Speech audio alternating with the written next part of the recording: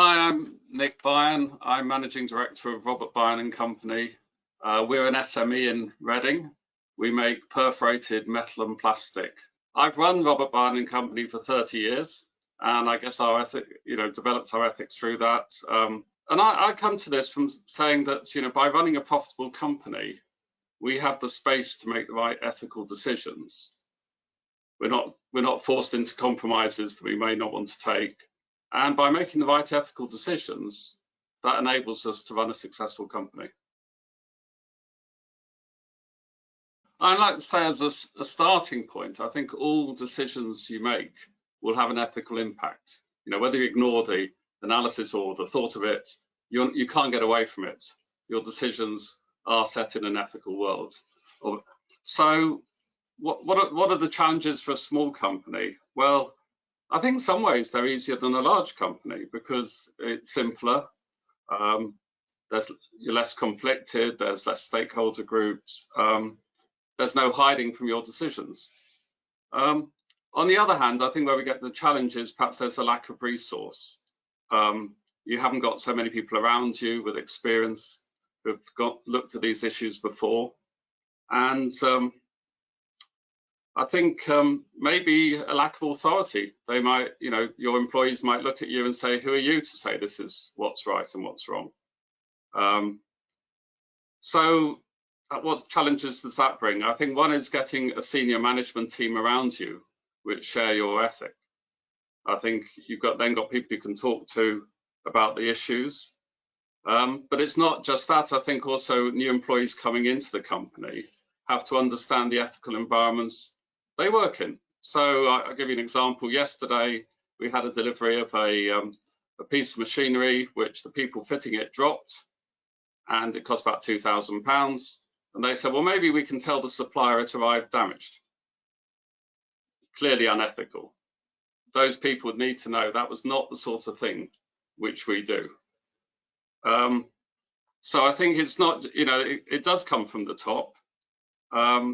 But I think there's this need to sort of get this through the organisation. The same, they might not buy into your green agenda. We have an agenda to reduce our carbon impact. That may not be of interest to your employees. So there's a bit of education. I think another challenge is taking time to consider the matter, and probably this is, looking, well, the ethical toolkit would have helped you if you'd done this, but I think when we're faced with a new issue, we like to talk it through, think what other issues might be similar, think what sort of rule we'll be acting upon what is the underlying rule that we're working to when we make a decision on this, and how does this play out?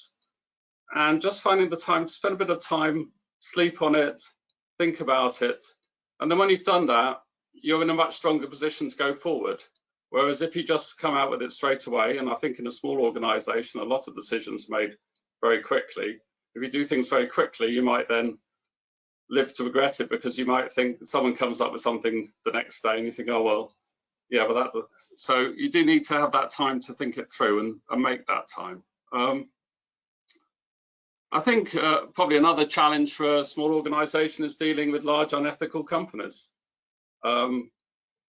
Again, I just picked out an example from last week. Perhaps it's just fortunate the examples have come up, but because they don't come up every week like this.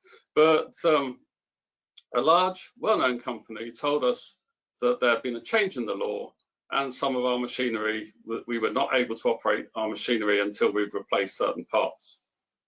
When we researched this, it's just not true. It might not surprise you that the salesman from the large company was on the phone within a few hours of his engineer's visit. But your problem is, large organisations would carry authority with your employees. They might see that as the person to believe. And I suppose it's a challenge that you have to, look into these things for yourself. Finally, I think probably I would just add a couple of things. One is that we tend to have a very long-term view of the business. Machinery we buy probably with a 10-year view, so we sort of have a 10-year view of at least of the business. Contributory justice, I think, is important to me. I see that as encouraging everybody to contribute to the decisions made in the company. and valuing everybody for the contribution they make to the company. So somebody who's quiet and makes a large contribution gets valued for that, but you don't just value the people who speak out a lot. And finally, perhaps there's a thought: treat all employees as an end in themselves, not merely as a means to an end.